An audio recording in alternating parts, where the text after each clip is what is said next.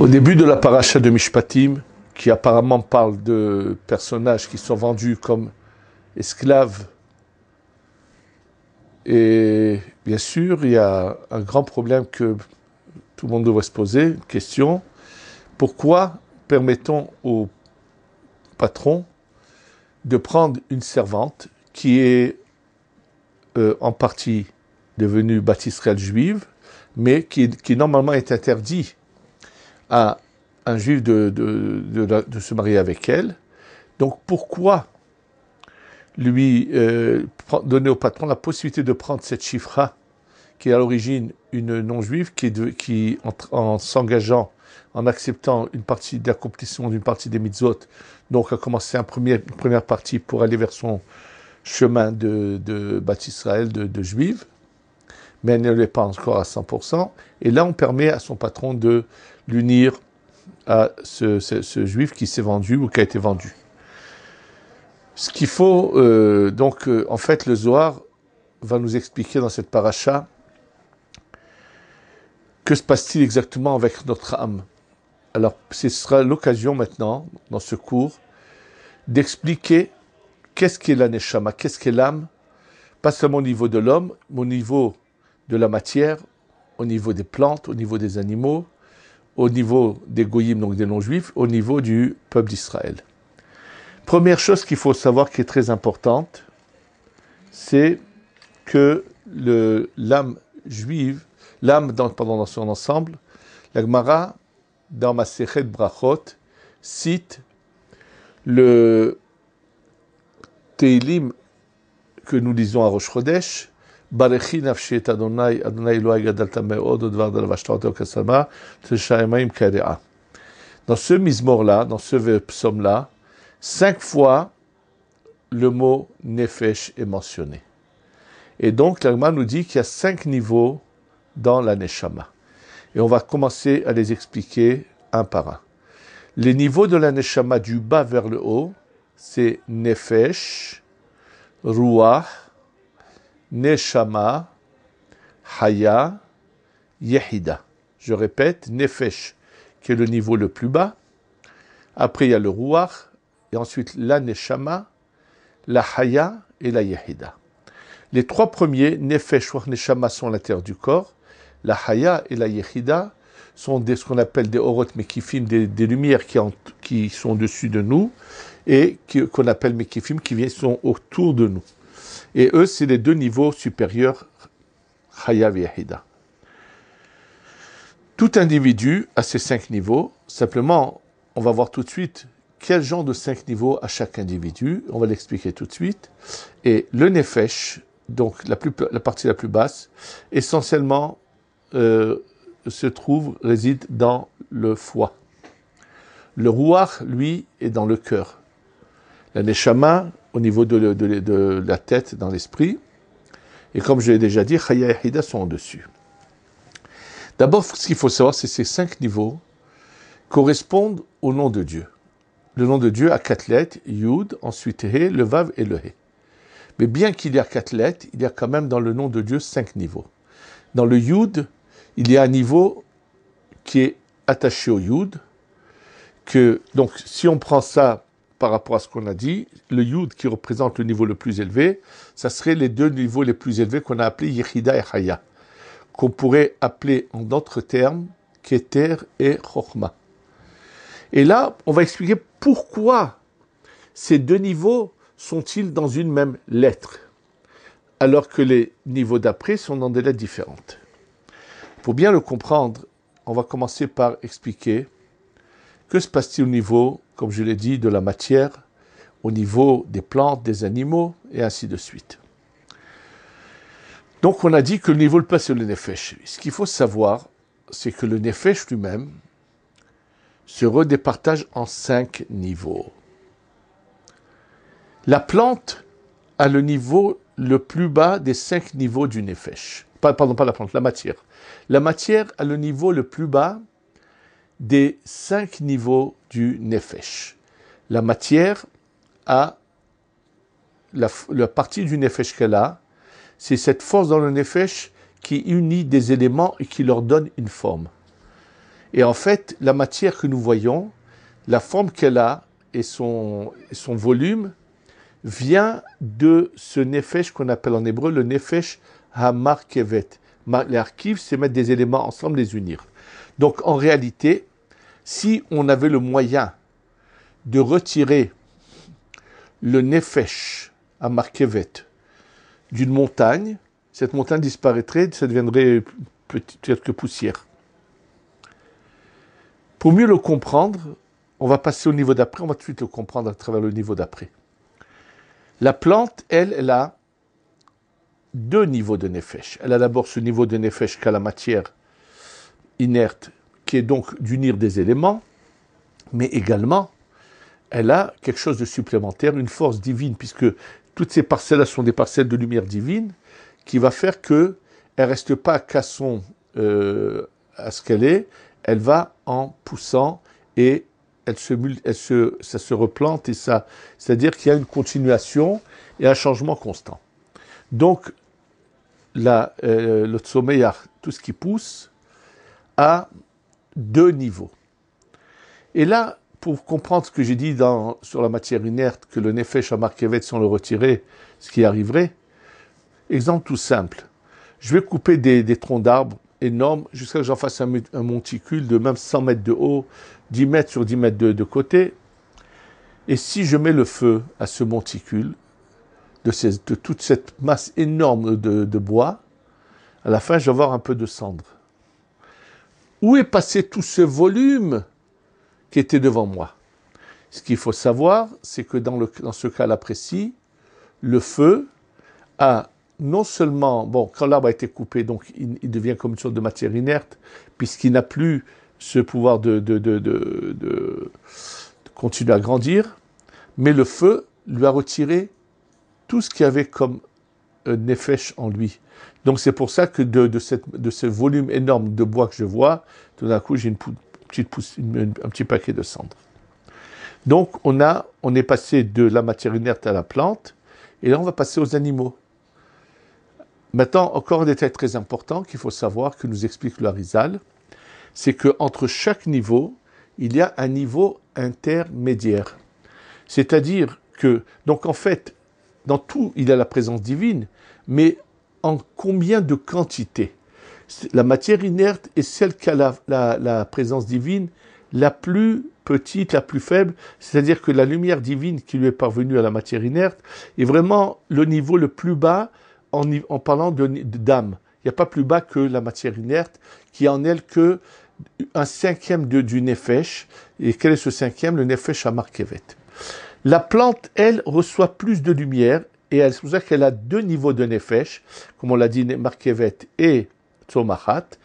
Mais ce qu'il faut savoir, c'est qu'entre un niveau et l'autre, il y a quelque chose d'intermédiaire.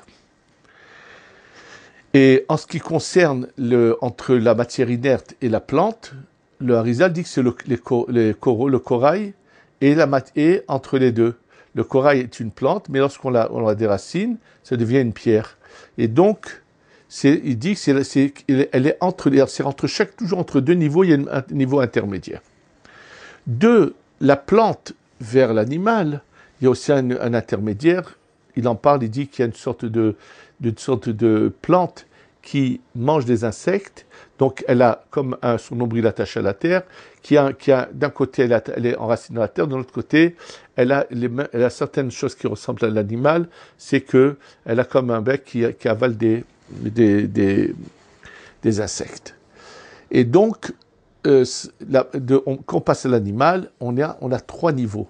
Il y a le nefesh hamarkevet qui est dans la matière, le nefesh hatzomachat dont on a parlé, et le nefesh hay.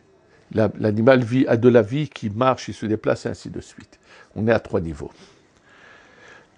Et là, de nouveau, entre le troisième et le quatrième niveau, on va le voir tout de suite, il y a un niveau intermédiaire, qui est une forme de singe ou de chimpanzé, dont on voit qu'il a effectivement pas mal de choses, même à l'intérieur de son crâne, qui ressemblent à l'homme. C'est la partie qui est intermédiaire. Et au-dessus de cela, il y a l'homme, et on va voir que dans l'homme, il y a deux niveaux. Il y a le monde entier et il y a le peuple d'Israël. On va l'expliquer tout de suite. Mais ce que je voudrais dire de très important, c'est qu'on n'a jamais réussi à prendre d'une pierre et en faire une plante. On n'a jamais réussi à faire d'une plante un animal. On n'a jamais réussi à faire d'un animal un homme. C'est-à-dire que les âneries et les sottises que veulent diffuser dans le monde entier les universitaires et ainsi de suite sur la théorie de Darwin, elle est complètement fausse, elle est contraire à la Torah, et il faut savoir que celui qui croit à ce genre de choses est quelqu'un qui nie les fondements de la Torah. Donc c'est contraire complètement à la Torah, c'est un niveau intermédiaire, et continuons, dans maintenant, donc on ne peut jamais réussir. Par contre, ce qu'on va voir, les deux niveaux supérieurs, qui sont donc le monde entier qui n'est pas juif et le monde juif, le peuple juif, on voit qu'il peut y avoir dans les deux sens ou des gens qui vont se convertir ou des gens qui vont tomber.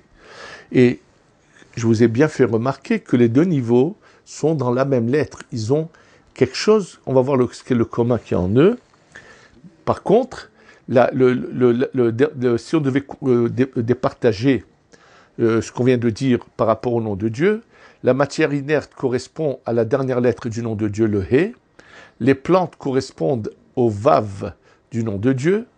L'animal correspond au premier He du nom de Dieu. Et les deux catégories d'hommes correspondent au Yud. Et dans le Yud, je vous l'ai dit, il y a comme une pointe qui fait allusion au 5e niveau. Alors, quelle différence y a-t-il? C'est que tout simplement, on a vu déjà 3 niveaux de Nefesh. Le niveau qui est au-dessus, c'est ce qu'on appelle le Nefesh Ha-Sichli. C'est la force de la parole. Mais, comme nous dit le Harizal, il y a 2 sortes de Nefesh Ha-Sichli. Il y a le Nefesh Ha-Sichli, c'est-à-dire le Nefesh de la pensée, qui peut avoir 2 formes de catégories. Il y a le Nefesh Ha-Sichli qui va être utilisé comme la plupart des hommes, c'est comment mieux jouir et profiter de la vie et donner libre cours à ses plaisirs et à ses vices et ainsi de suite. Et ça, c'est ce qui habite tout l'ensemble du monde. Mais il y a un niveau au-dessus qui est, si on pouvait le voir, c'est-à-dire qu'en réalité, si je mets devant moi un non-juif et un juif, il y a eu des gens dans l'histoire, des grands, juste en les regardant, sans qu'on leur dise quoi que ce soit, ils diront tout de suite, lui est juif et lui ne l'est pas. Et il y a eu même dans notre génération, je peux vous donner juste comme exemple un témoignage de quelqu'un qui était présent, qui me l'a raconté. Le grand-père du Rav Sénéor de Créteil, le Rav Sénéor qui habitait Rav à Créteil, son grand-père qui était un très très très grand Mekoubal, un grand sadique, Rabbi Yahya Sénéor, que moi j'ai eu l'occasion de rencontrer plusieurs fois et côtoyer, qui était un homme d'une grande sainteté, d'une vraiment ami intime de Baba Saleh. Et lorsqu'une fois, une femme juive est venue avec une Russe qui a fait sa alia et qui avait menti aux autorités et avait voulu faire croire qu'elle était juive, donc elle est venue en Israël.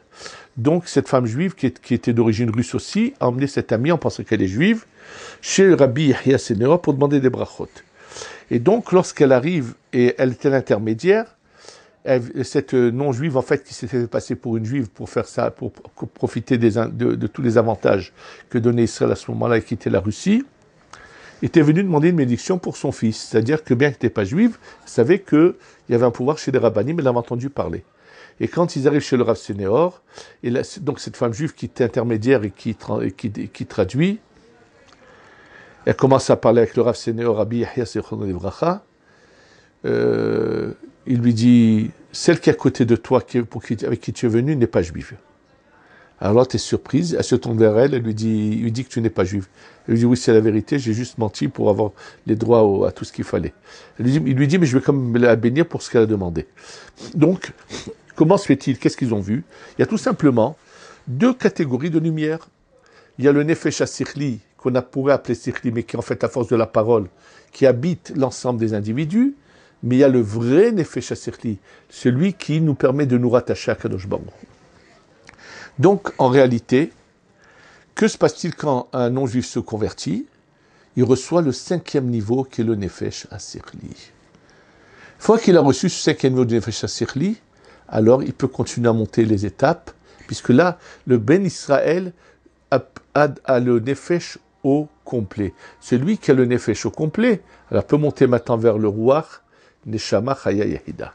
Comment je peux dire monter, puisque tout à l'heure, je viens d'expliquer qu'en chacun, apparemment, il y a Nefesh Ruach Neshama. En réalité, quelqu'un qui est juif de naissance, mais qui ne fait rien, c'est ce Nefesh, ce 5e niveau qu'il a en lui, qu'on appelle Nefesh HaSichli, va se départager en 5 niveaux, et dans ces 5 niveaux du Nefesh HaSichli, on va les appeler Nefesh Ruach Neshama Chaya Yehida, mais dans l'ensemble, il n'a que Nefesh Ruach Neshama Chaya Yehida du Nefesh HaSichli. Et celui qui commence à progresser, alors naturellement, il va commencer à recevoir, par exemple, dans le Ruach lui-même, ça peut se départager en combien de niveaux? Et il va comment on appelle ça? Il va pouvoir grimper petit à petit. Et si par exemple il a réussi à rentrer dans Nefesh Baruach, le Nefesh du Ruach, ça va se départager chez lui, ce Nefesh Baruach par Nefesh Neshama Chaya Yehida. Jusqu'à présent, c'est vrai, on a parlé de tous les niveaux, on a parlé des intermédiaires. Où est l'intermédiaire entre le Goy et le Ben Israël et le Juif, le non-Juif et le Juif? Eh bien, la Shifra Kenaanite, cette Shifra, cette servante non-juive qui a commencé à faire son chemin en acceptant d'accomplir les mitzvot, qui a été achetée par un Juif, et elle a accepté d'accomplir ce qu'il faut qu'elle accomplisse, elle est un peu le niveau intermédiaire. Alors, bien sûr, que ce qu'il faut savoir, c'est que l'origine de tout ça est par rapport au monde dont j'ai souvent parlé, qui sont d'abord le monde de la Asiya, ensuite Yetzira, Bria, et après Atzilut. Naturellement, ce qu'il y a, c'est que, comme l'explique le Zohar dans cette paracha, lorsque un individu devient Eved, donc il a été vendu par le Beddin dans le cas de la paracha, si on pouvait le voir, on verrait qu'il est descendu de niveau. Ce n'est plus le même Ben Israël, le même juif qu'il était avant avoir été vendu. Il a dégringolé. Et donc, son niveau de Neshama, c'est-à-dire comme si qu'une partie de la lumière s'est retirée de lui. Ce qu'il faut savoir, que toute l'existence de tous les niveaux, par exemple, c'est à travers le plus haut niveau, le peuple d'Israël, que passe la lumière divine à tous les autres niveaux. C'est-à-dire que ça va du haut vers le bas et non pas du bas vers le haut. C'est pour ça que j'ai tout à l'heure dit que c'était une ânerie dans la Torah, cette histoire de Darwin, puisque jamais on fera d'un animal un homme.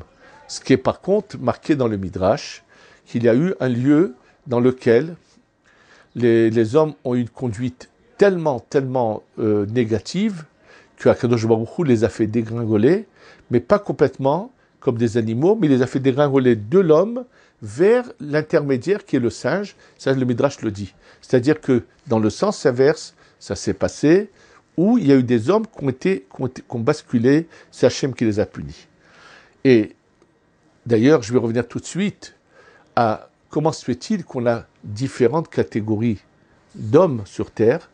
Il faut savoir que, par exemple, une partie des hommes, à la suite de la malédiction de Noach a pris toute la descendance d'une partie de Ham, sur son petit-fils, et il les a descendus, mais tout en laissant des hommes. C'est-à-dire, il ne les a pas descendus au niveau intermédiaire.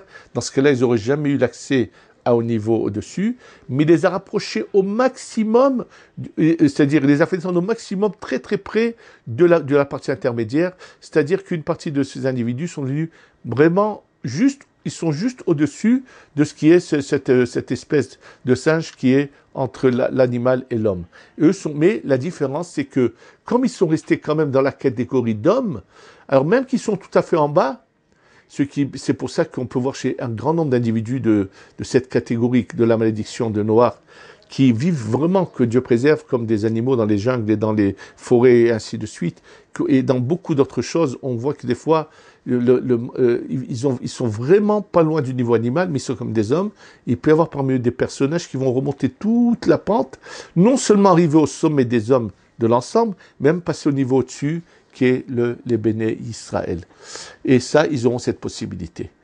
Donc maintenant, lorsque un Ben Israël est vendu comme un Eved, comme il est descendu d'un cran, d'un niveau, il y a plus de, ce Neshama ne sera pas souillé si on l'unit à une Shifra, puisqu'il est arrivé pratiquement au niveau de la Shifra. La différence, c'est que la 7e année, Yetze la Hinam, il va pouvoir remonter à sa place, et c'est pour ça que la servante ne le suit pas, elle reste, même les enfants qui nourrissent cette servante, restent avec le maître, mais lui remonte à son niveau. Donc c'est ce qui explique pourquoi son maître a le droit de lui donner une Shifra, puisque pendant cette période où il est esclave, il a donc une partie, son âme s'est énormément affaiblie, une grande partie de la lumière qui était en lui est partie, mais en sortant, il va la récupérer, cette partie de lumière de son âme, il va pouvoir remonter la pente, ce qui n'était pas possible avant.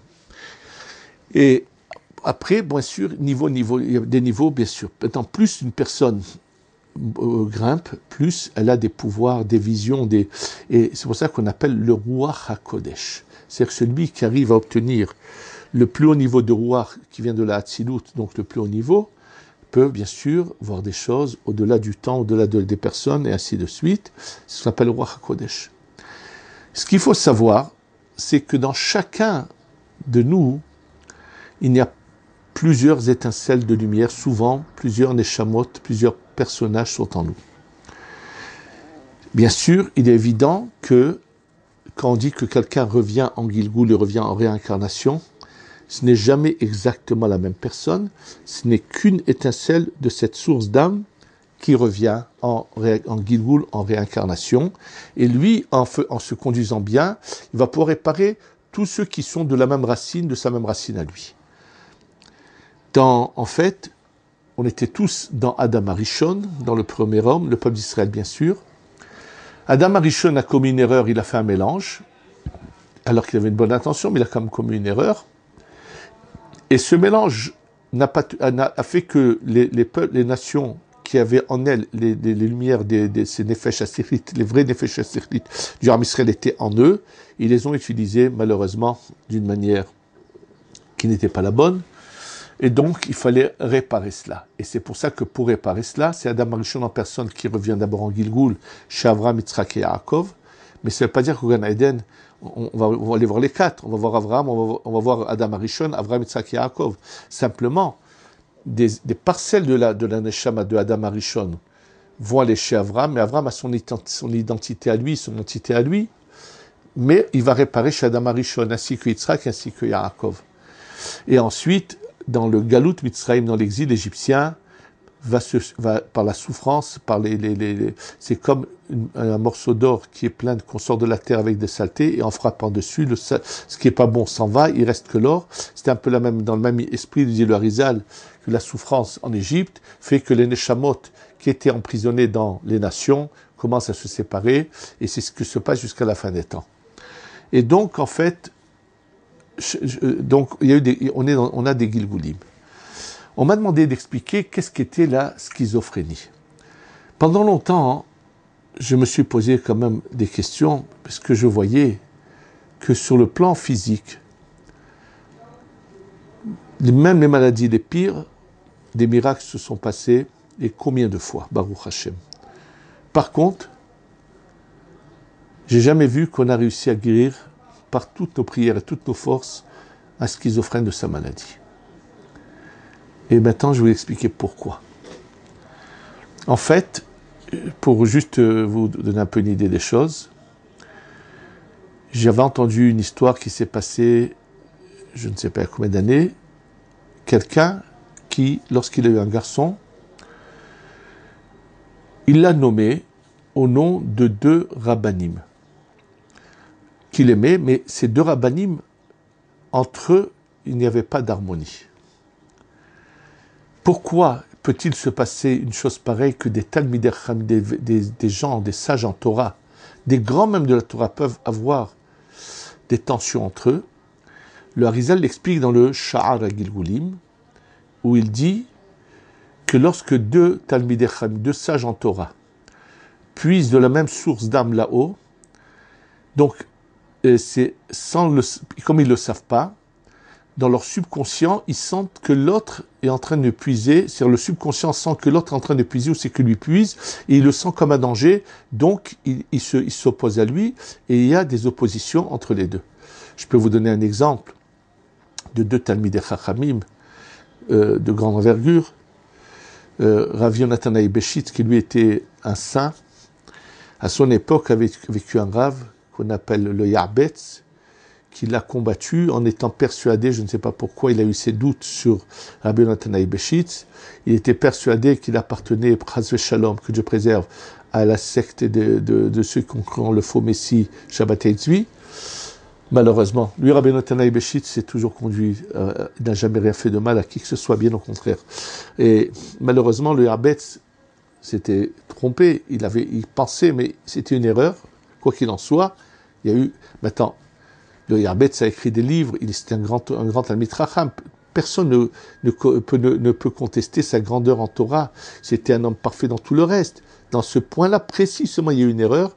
Il craignait, puisque malheureusement, il y avait eu beaucoup d'antécédents. Bref, en tous les cas, le Harizal explique que lorsqu'on voit deux Chachamim qui sont l'un contre l'autre, c'est parce qu'ils puisent de la même Neshama. Mais il dit, s'ils savaient qu'ils étaient de la même source, ils deviendront les plus grands amis. En tous les cas, quelqu'un qui a eu un fils, et il l'a appelé au nom de deux rabbanim qui, de leur vivant, n'étaient pas des meilleurs amis. Et je ne me souviens pas des détails, qu'est-ce qui s'est passé avec cet enfant, mais ce que je sais, c'est que lorsqu'il est parti chez Bnei Brak, est-ce que c'était chez le Stapler ou chez un des grands tzadikim de Bnei Brak de l'époque, il lui a dit, tu vas aller sur leur tombe et leur dire, je ne veux pas que mon fils soit mêlé à vos histoires. Et dès qu'il a fait ça, l'enfant, et Baruch Hashem, n'a plus eu ce qu'il avait comme problème dont je ne me souviens pas. Des fois, dans un individu, il peut y avoir en lui deux neshamot qui sont rentrés. Et au début, il y en a une qui domine pendant des années, pendant 16, 17, 18 ans, 20 ans. Et un beau jour, celle qui était en sourdine à l'intérieur se réveille et veut aussi avoir son mot à dire. Et là, c'est exactement ça le cas que Dieu préserve de la schizophrénie. Pourquoi on ne peut rien faire?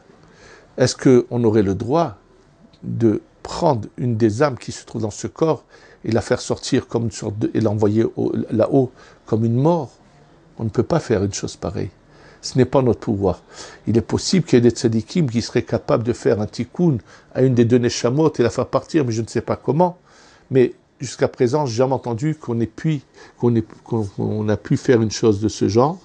Et donc, étant donné que ce corps est habité par deux neshamot, et que chacune, à un moment donné, il y en a une qui était en sourdine pendant longtemps, et un beau jour elle se réveille, c'est ce qui explique ce double visage, cette double personnalité du schizophrène. Il est habité par deux neshamot, dont une veut également, à un moment donné, se réveille et va avoir son mot à dire, et c'est ce qui provoque son déséquilibre. Ce qui est évident, c'est que chacun de nous doit se rappeler une chose. Notre but est de constamment grimper, monter. Et tout le monde peut y arriver.